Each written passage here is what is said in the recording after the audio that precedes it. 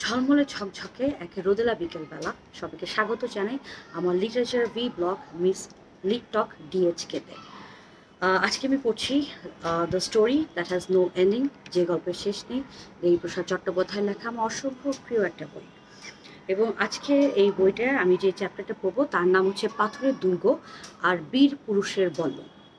So শুরু করি। শেষ হলো রোমের দম্ভ। সে প্রায় যীশু খ্রিস্ট জন্মাবার ৫০০ বছর পরের কথা। অচল হয়ে পড়ল দাস প্রথা। মালিকরা দেখল কৃতদাস কিনে আর লাভ নেই, তাই তারা একটা অন্য ব্যবস্থা করতে শুরু করলো। সেই ব্যবস্থাটা হলো নিজেদের এলাকার বড় বড় জমিগুলো ভাগ করে নিয়ে আলাদা আলাদা টুকরোয় আলাদা আলাদা চাষি বসানো। এছাড়া অবশ্য নিজের জন্যে তারা অনেকখানি করে খাস জমিও রেখে দিল। ব্যবস্থা হলো চাষিরা অর্ধেকটা করে সময় বেগার খাটবে প্রভুদের ওই খাস জমিতে, আর বাকি অর্ধেকটা সময় বেগার খাটবে নিজেদের টুকরো জমিতে। মালিকদের জমিতে মেহনত করবার ফলটা পাবে মালিক, আর টুকরো জমিতে মেহনতের ফলটা পাবে চাষিরা। কিন্তু তাই বলে চাষিরা যে পুরোপুরি স্বাধীন হয়ে গেল তা মোটেই না। প্রভুর মর্জি ছাড়া গা থেকে পা নড়বার হুকুম নেই, যেন জমির সঙ্গে শেকল দিয়ে বেঁধে রাখবার ব্যবস্থা। তাই তাদের নাম হলো ভূমি দাস, ইংরেজিতে বলে সার্ফ। এদিকে রোমের দম্ভ শেষ হবার মুখোমুখি সময় থেকে ইউরোপের নানান জায়গায় ছড়িয়ে পড়তে শুরু করেছে নতুন এক জাতের লোক। তাদের নাম টিউটন জার্মান। এরা নানান জায়গা দখল করতে শুরু করলো, আর এদের সঙ্গে মিশেল খেতে লাগলো সেই সব জায়গার পুরনো জাতগুলো। এইভাবে মিশেল খেতে খেতে সারা ইউরোপময় নতুন নতুন জাতি দেখা দিতে লাগলো। এইসব নতুন নতুন জাতি হলো আজকালকার ইংরেজ, জার্মান, ফরাসি। নতুন জাতিদের মধ্যে আস্তে আস্তে ফুটে উঠতে লাগলো ওই ব্যবস্থাই। বড়লোক আর তাদের বড় বড় খাস জমি, ভূমিদাস আর তাদের ছোট টুকরো জমি। বড়লোকের জমিতে ভূমিদাসদের বেগার খাটা। একদিকে ওই সার্ফ, মেহনতের সবটুকু দায় তাদেরই উপর। আরেকদিকে বড়লোক মালিক। মালিকদের মধ্যে অবশ্য ছোট বড় নানান তফাৎ। সবচেয়ে চূড়ায় যে বসে থাকে তার নাম মহারাজা। তারপর ছোট খাটো রাজা রাজরা, আবার তাদের তলায় জমিদার, জায়গিরদার, নানান ধরনের। ইংরেজিতে এদের সব হরেক রকমের নাম, আর্ল, কাউন্ট, ব্যারন। এক এক এলাকার ভূমিদাসদের মেহনত দিয়ে তৈরি জিনিস লুট করবে সেই এলাকার জমিদার, জায়গিরদার। তার থেকে খানিকটা বখরা পাবে বড় জমিদার, আবার তারও খানিকটা বখরা পাবে আরও বড় জমিদার। এইভাবে শেষ পর্যন্ত মহারাজার ভাড়ার পর্যন্ত। লুটের মাল থাকে থাকে ধাপে ধাপে বখরা করবার ব্যবস্থা।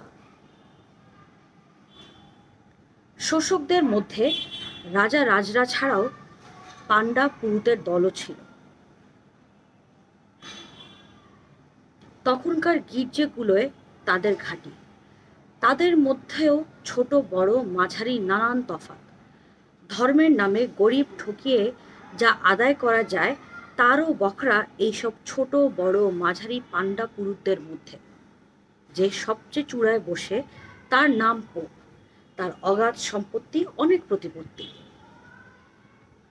পান্ডা পুরুতদের আসল কাজ ছিল দেশের লোককে অজ্ঞানের অন্ধকারে আচ্ছন্ন রাখা, যাতে তারা মাথা না তুলতে পারে, যাতে তাদের চোখ না ফোটে, তারা যাতে ঝিমিয়ে থাকে তারই ব্যবস্থা করা। তাই সব রকম লেখাপড়ার উপর ওই গির্জাওয়ালাদের কড়া পাহারাদারি। ধর্মের পুঁথিতে যা লেখা আছে তা ছাড়া একটি কথাও মুখ ফুটে বলবার জো নেই। বলতে গেলেই নাস্তিক বলে, ডাইনি বলে পুড়িয়ে মারা হবে। দাস প্রথার পর ইউরোপে এই যে নতুন ধরনের ব্যবস্থা দেখা দিল, এর নাম দেওয়া হলো সামন্ত প্রথা। দাস প্রথায় ভিত্তিটা দাস প্রথার ভিত্তিটা যেরকম কৃতদাসের মেহনত, সামন্ত প্রথার ভিত্তিতে সেই রকম ভূমিদাসদের মেহনত। আর পাছে এই ভূমিদাসের দল বেঁকে বসে সেই জন্যে হরেক রকম আইন কানুন। কিন্তু শুধু আইন কানুন হলেই তো আর চলবে না, পাইক পেয়াদাও দরকার। আইনগুলো যদি কেউ মানতে নারাজ হয়, তাহলে বল্লম উঁচিয়ে তেড়ে আসবে পাইক পেয়াদার দল। এইসব পাইক পেয়াদাদের যারা সর্দার, তাদের নাম দেওয়া হলো নাইট, বীর পুরুষ। বল্লম হাতে বর্ম গায়ে ঘোড়ার খুরের ধুলো উড়িয়ে দেশময় তারা শাসকদের দাপট জারি করে বেড়াত। হেন অত্যাচার কল্পনা করা যায় না যা তাদের অসাধ্য ছিল। আসলে ওইসব নাইট বা বীর পুরুষেরা ছিল ছোটখাটো ডাকাত দলের সর্দার। বড়লোকরা দেখলো এদের যদি হাত করা না যায় তাহলে বড় মুশকিল। হাত করতে গেলে এদের খানিকটা খাতির করতে হবে, আর তাছাড়া লুটের মাল থেকে কিছুটা বখরাও দিতে হবে। খাতির করে এদের রাজসভায় ডাকা হলো। ওরা বীর পুরুষ, ওরা নাইট, বীর পুরুষের দল। সকালবেলা হাঁটু গেড়ে তারা যীশু খ্রিস্টের নামে শপথ করে বলে, আর্তকে ত্রাণ করাই আমাদের জীবনের ব্রত। আর তারপর চরম অত্যাচারের ধ্বজা উড়িয়ে ঘোড়ার খুরের শব্দে সমস্ত দেশটাকে ওরা কাঁপিয়ে বেড়ায়। বীর পুরুষ বই কি! ওদের নিয়ে কতই না ছেলে মানুষ, ছেলে ভুলানো রঙিন গল্প, কতই না গল্প বড় বড় পাথরের দুর্গে বসে যেসব জমিদার শুধু আয়েশ করত তাদের নিয়ে। কিন্তু এই সব গল্প শুনে ভুললে চলবে না ভূমিদাসদের কথা, যাদের মেহনত দিয়ে সামন্ত যুগের সবটুকু ঐশ্বর্য গড়া হয়েছে, অথচ যাদের পিঠে শুধু অভাব আর অত্যাচারের বোঝা।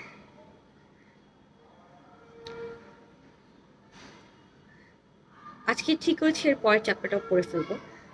এর পরের চ্যাপ্টারটা হচ্ছে চলো যাই শহরে। আর একটা কথা বলি, এই বইটা যারা হয়তো নতুন শুনছেন, story that has no ending, যে গল্পের শেষ নেই, দেবীপ্রসাদ চট্টোপাধ্যায়ের লেখা এই বইটা।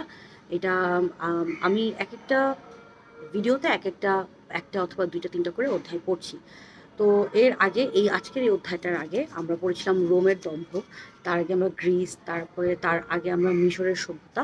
তো এরকম করে একটা একটা স্কেল ধরে, একটা এরা ধরে ধরে আমরা আগাচ্ছি। তো এখন সেই ধারাতেই এখন আমরা যাচ্ছি। আমরা পড়লাম এখন যে কীভাবে সামন্ত প্রভু এবং কীভাবে ভূমিদাসরা, খুব সুন্দর একটা পাখি, আমি ছাদে বসে আজকে ভিডিও করছি, ভূমিদাসরা কীভাবে শাসন করতো এবং কীভাবে শোষণ করতো সাধারণ মানুষজনদেরকে। এরপরে চ্যাপ্টারটা হচ্ছে চলো যাই শহরে। মানুষ তখনও বড় বড় শহর করতে শুরু করেনি, শুধু গ্রাম আর গ্রাম, খেতে খামারে ভূমিদাসের দল, পাথরের দুর্গে রাজা জমিদার, গির্জায় গির্জায় পুরোহিত পাদ্রী আর ওই বীর পুরুষদের বল্লম।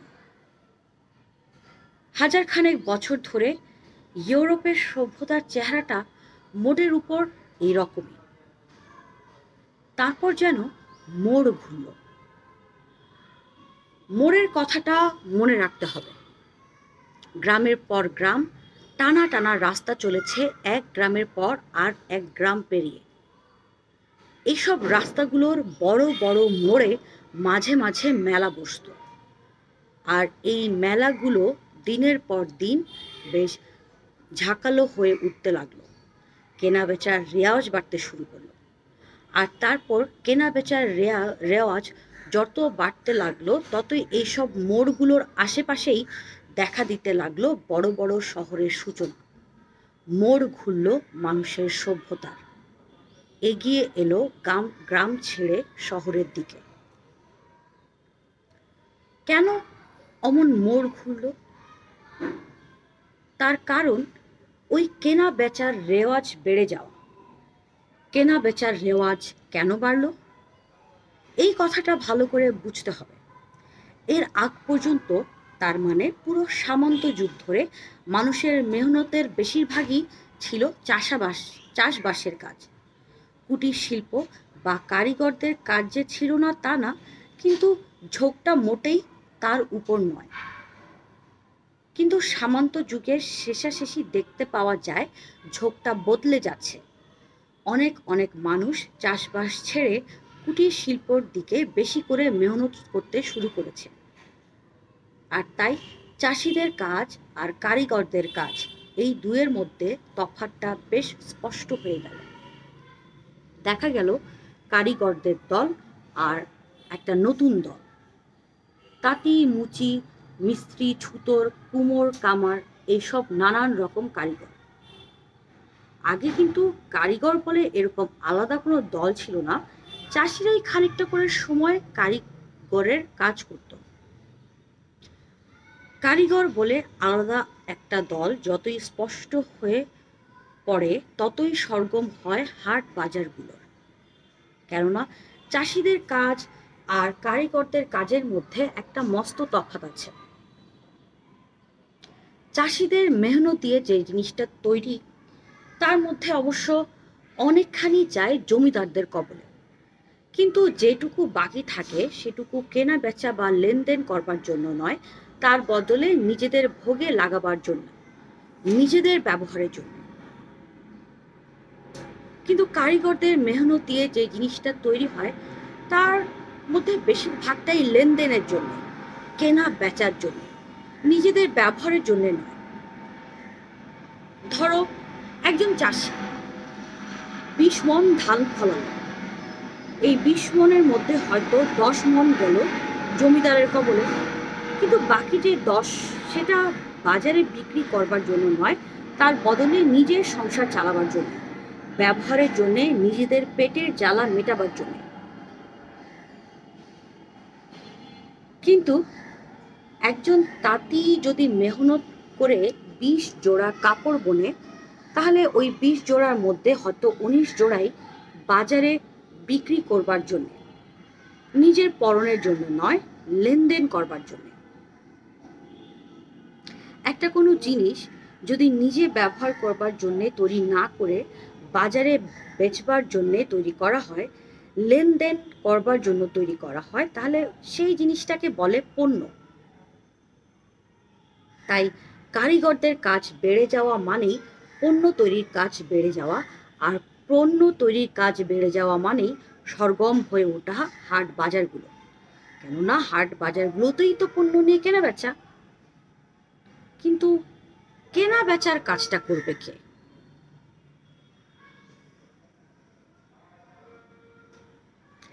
কারিগররা নিশ্চয়ই নয়, তার বদলে ব্যবসাদারদের দল। ব্যবসাদাররা 10টা গ্রাম টহল মেরে কারিগরদের জিনিস কিনে নিল, আর তারপর সেগুলো নিয়ে চললো হাট বাজারে কেনা বেচবার জন্যে।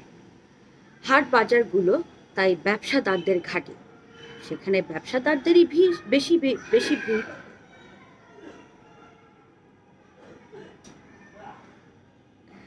এর আগ পর্যন্ত ব্যবসাদারদের অবস্থাও তেমন ভালো নয়, দেমাকও তেমন বেশি না।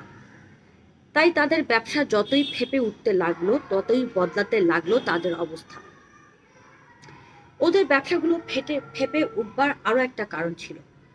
সামন্ত যুগে পান্ডা পাদ্রীদের উৎসাহে একরকম যুদ্ধ যাত্রার রেওয়াজ শুরু হয়েছিল। সেগুলোকে ওরা বলতো ধর্মযুদ্ধ বা ক্রুসেড। নাম ধর্মযুদ্ধ, কেননা যুদ্ধ যাত্রার পেছনে ধর্মের দোহাই। পান্ডা পুরুতরা বলতো পূর্ব দিকের দেশেই যীশু খ্রিস্টের জন্ম, অথচ সে দেশ মুসলমানদের কবল, অতএব লড়াই করে জয় করতে হবে ওইসব দেশ। কিন্তু নামে ধর্মযুদ্ধ হলে কি হয়? আসল মতলবটা একেবারে অন্য। আসলে পূর্ব দেশের ধন রত্নের কথা শুনতে শুনতে পুরোহিত আর জমিদারদের চোখ লোভে চকচক করে উঠত। সেই ধনরত্ন লুট করবার মতলবেই যুদ্ধ। কেবল দেশের লোককে বোকা বানিয়ে খেপাতে না পারলে তো আর যুদ্ধ করা চলে না। লড়বে তো তারাই, মরবে তো তারাই।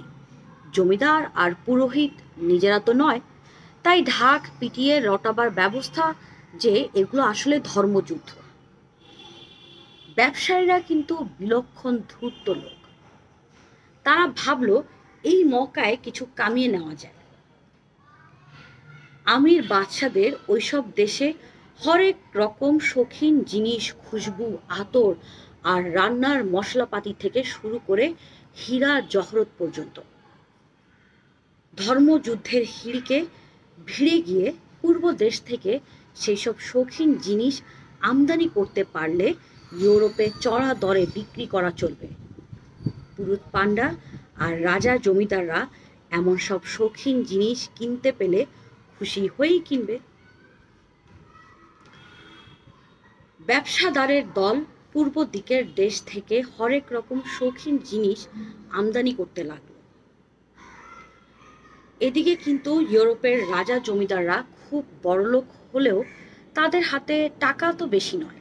তাদের কেবল অনেকখানি করে খাস জমি, অনেক ভূমিদাস সেখানে বেগার খাটে, পাওয়া যায় অনেক ফসল, কিন্তু কাঁচা টাকা পাওয়া যাবে কোথা থেকে? জমিদাররা তাই দেখলো খাস জমি রাখবার চেয়ে বরং জমিগুলো চাষিদের মধ্যে বিলি করে দেওয়া ভালো। তারা চাষ করুক, ফসল বেচুক আর খাজনা দিক কাঁচা টাকায়। কেনা বেচার রেওয়াজ বাড়লো। কেনা বেচার ব্যাপারে ব্যবসাদারদের লাভ চারদিক থেকে।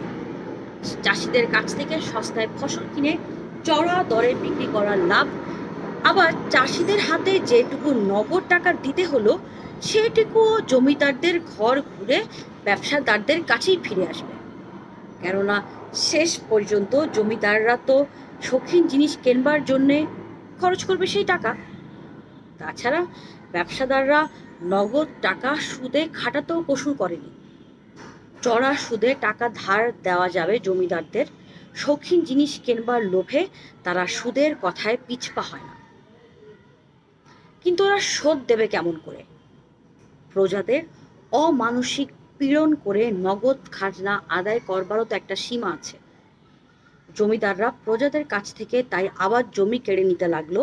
জমিতে প্রজা বসিয়ে চাষাবাদ করবার চেয়ে লোক লাগিয়ে ভেড়া চড়ানোর নগদ লাভটা বেশি। জমিদারদের দেখা দেখি অনেক অবস্থাপূর্ণ চাষিও এই দিকে মন দিতে লাগলো। দেখা গেল ছোট ছোট টুকরোয় ভাগ করা চাষের জমির বদলে বিরাট ভেড়া চড়বার জমি। আর দেখা গেল সর্বহারা মানুষের দল। আগে তারা চাষি ছিল, কিন্তু চাষের জমিটুকু খাওয়া যাবার পর গতর খাটাবার শক্তি ছাড়া তাদের আর কোনো সম্বল রইল না। শেষ পর্যন্ত এরাই শহরে শহরে ঘুরতে লাগলো কারখানায় দিন মজুরি জোটাবার আশায়। কিন্তু সেই কথা পরের কথা, একটু পরে তুলব। ফেঁপে উঠতে থাকে ব্যবসাদের ব্যবসা। তাদের হাতে জমতে থাকে অনেক কাঁচা টাকা। তারা সওদাগরি নিয়ে দূর বিদেশে পাড়ি দেওয়ারও তাল খোঁজে। বড় বড় নাবিকদের ডেকে বলে, সমুদ্রে পাড়ি দেওয়ার পথ খোঁজো, খরচ যা লাগবে আমরা দেব। কলম্বাস বার করলেন আমেরিকা। ভাস্কো ডা গামা ভারতে পৌঁছাবার পথ। ব্যবসা বাণিজ্যে রমরমা জমে উঠতে লাগলো।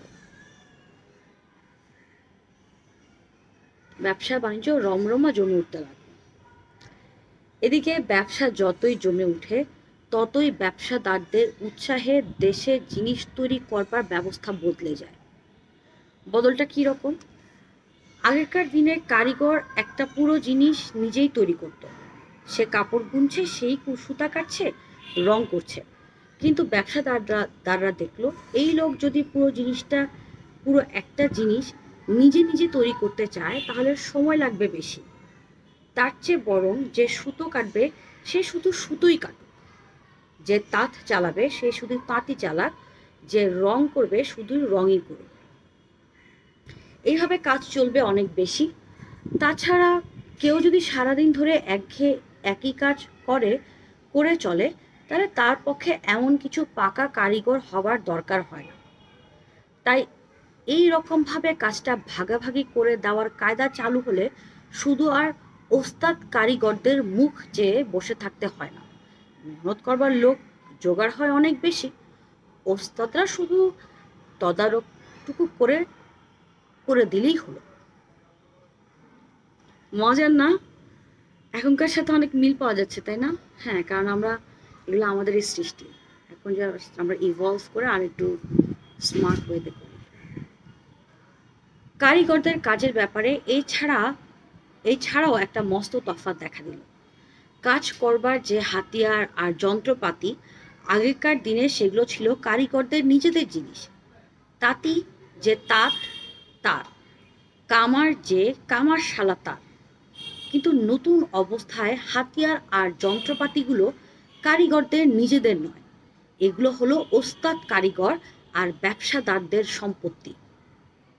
কারিগররা এসে সেগুলো নিয়ে গতর খাটাবে, কিন্তু সেগুলোর মালিক হবে না। আর ওগুলো যত ভালো হবে, যত উন্নত হবে, ততই বেশি জিনিস তৈরি করা যাবে। তাই ব্যবসাদার আর ওস্তাদ কারিগররা মন দিল এগুলোকে ভালো করবার, উন্নত করবার দিকে। হ্যাঁ, ইন্টারেস্টিং না? এই যে এখন যে আমরা নানা কাজের মধ্যে নানা ভাগে বিভক্ত, কেউ ওস্তাদ কারিগর, কেউ টেকনিশিয়ান, কেউ মিস্ত্রি, কেউ ইঞ্জিনিয়ার, কেউ আর্কিটেক্ট, কেউ মেকানিক্যাল দেখছেন, কেউ ইলেকট্রনিক্স দেখছে। তো নানা ভাগে আমরা ভাগ হয়ে গেছি। সো শেষ করি, এরপর চ্যাপ্টারটা খুবই ইন্টারেস্টিং। এটা লাস্ট চ্যাপ্টার, মানে আজকের ভিডিওর জন্য এটা হচ্ছে আমার শেষ চ্যাপ্টার। এটা পড়ব বোমবেটেদের দল। এইসব অদল বদল চলতে লাগলো অনেক দিন ধরে, একটানা প্রায় 400 বছর ধরে। আর তারপর দেখা দিল পুরানো সভ্যতার বদলে একটা নতুন সভ্যতার চেহারা। এত আশ্চর্য এই নতুন সভ্যতা যে চেয়ে দেখলে যেন চোখ ঝলসে যায়। শহরে শহরে বিরাট বিরাট কারখানা, চিমনির কালো ধোঁয়ায় আকাশটা যেন কুঁকড়ে উঠছে, কলের তীব্র বাঁশিতে শিউরে উঠছে শেষ রাত আর রূপকথার সবচাইতে ডাক সাইটে দৈত্যরাও। কি চিমনির কালো ধোঁয়ায় আকাশটা যেন কুঁকড়ে উঠছে, কলের তীব্র বাঁশিতে শিউরে উঠছে শেষ রাত। আর রূপকথার সবচাইতে ডাক সাইটে দৈত্যরাও যে কাজ কল্পনা করতে পারত না, এইসব কারখানায় মানুষ তাই শুরু করেছে, প্রায় ছেলে খেলার মতো করে।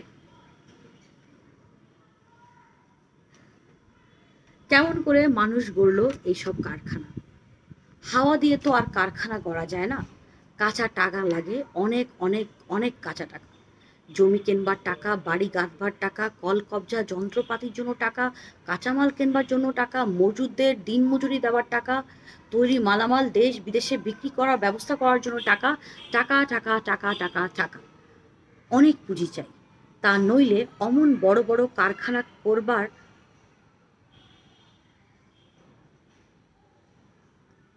নইলে অমন বড় বড় কারখানা কারবার ফাঁদা যাবে কেমন করে? ব্যবসাদারদের এত টাকা, এত পুঁজি কেমন করে জোগাড় করলো? ব্যবসা করে, সওদাগরি করে, তেজারতি করে? অনেকখানি তাই, কিন্তু শুধু তাতে অত টাকা জোগাড় করা যায় না। তাই আরও একটা ব্যবস্থা ওরা করেছিল, সেটার নাম হলো ডাকাতি করা, বোমবেটেগিরি করা। তাই তখনকার যেসব ডাক সাইটে সওদাগরের দল, সেগুলো ছিল ডাক সাইটে বোমবেটের দল। ওলন্দাজ, পর্তুগিজ, ইংরেজ, ফরাসি, স্প্যানিশ, কতই না ডাক সাইটে বোমবেটের দল। এদের ছিল দারুণ একটা সুবিধা, ইউরোপ তখন বারুদ আবিষ্কার করেছে, আর সেই বারুদকে ওরা ব্যবহার করে বন্দুক আর কামানও চালাতে শিখেছে। ওদের দাপট তাই সাংঘাতিক। বোমবেটগিরির টাকা অগাধ টাকা, সেই টাকাকেই পুঁজি করে নিয়ে ওরা নিজেদের দেশে নতুন সভ্যতা গড়তে লাগলো। গড়ল দৈত্যের মতো বড় বড় কারখানা। একটা নমুনা দেওয়া যাক। আমাদের দেশ ভারতবর্ষ, বিপুল ঐশ্বর্য তখন আমাদের দেশে। সেই ঐশ্বর্যের দিকে চেয়ে হরেক রকমের বিদেশি বণিকদের চোখ চকচক করে উঠত। তাই সওদাগরদের সাজে অনেক এলো বোম্বে গিরি করতে। পর্তুগিজরা এলো, ওলন্দাজ এলো, ইংরেজ এলো, ফরাসি। এদের মধ্যে সবচাইতে ঘুঘু আর সবচাইতে সাংঘাতিক দল হলো ইংরেজ সওদাগরদের দল।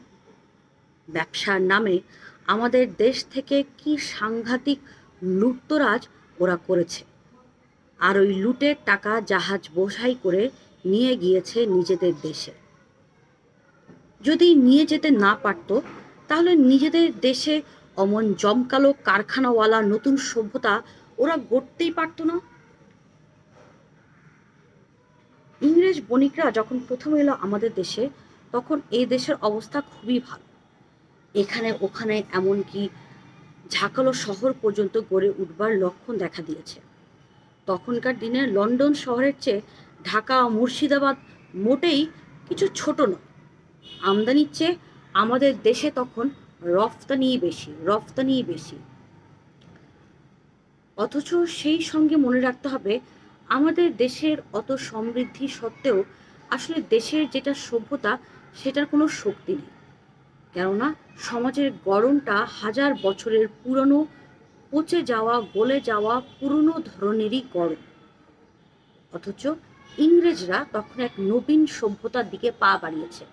জমিদার পুরোহিতের কবল থেকে মানুষকে মুক্ত করেছে পৃথিবীকে নতুন করে জয় করবার পথ আবিষ্কার।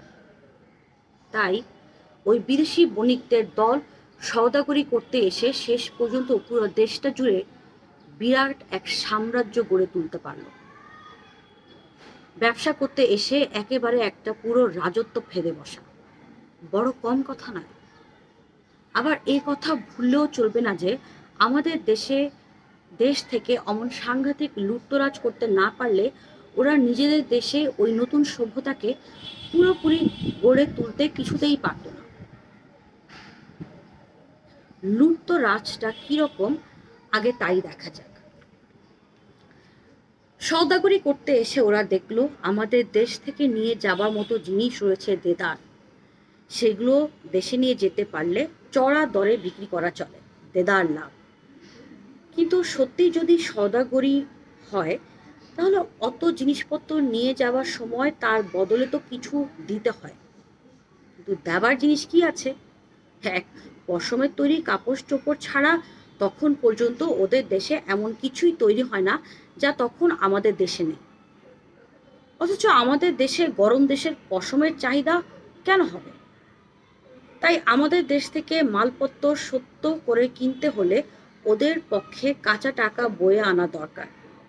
কিন্তু এমনতর অবস্থা ওদের পক্ষে মনোপুত হতেই পারে না। কাঁচা টাকা জোগাড় করবার জন্যই ওরা নিজেরাই তখন হন্য হয়ে ঘুরছে। 7 সমুদ্র 13 নদী পেরিয়ে বেরিয়েছে সওদাগরি করতে। তাহলে কিছুদিনের মধ্যেই ইংরেজ বণিকরা নিজেদের মতলব ঠিক করে ফেলল। স্রেফ মারপিট, স্রেফ ডাকাতি, জোর করে আমাদের দেশের জিনিস কেড়ে নিয়ে যাওয়া। বন্দুক এলো, কামান এলো, ওরা বলল লড়াই করবে। পলাশি যুদ্ধ, তারপর লুট। সে যে কি লুট তার হিসাব করাই কঠিন। জাহাজ বোঝাই করে লুটের মাল চলল ওদের দেশে। মর্জি মতো কোনো লুটের থলিকে ওরা বলল খাজনা, কোনোটাকে বলল ভেট, নজর নাম দিল কোনোটা, আবার কোনোটার কোনো নামই দিল না। টাকার পাহাড় জমলো ওদের দেশে। আর সেই টাকাকেই পুঁজি করে ওরা খুলল বিরাট কারখানা। ওদের দেশের চেহারাটাই বদলে গেল। তার আগে পর্যন্ত ওদের দেশের কারিগররা ছোটখাটো হাতিয়ার আর যন্ত্রপাতি দিয়ে পণ্য তৈরি করত। এবার তার বদলে বিরাট বিরাট কারখানা। এই যে অদল বদল, এরই নাম দেওয়া হলো শিল্প বিপ্লব। কেমন করে সম্ভব হলো এই শিল্প বিপ্লব?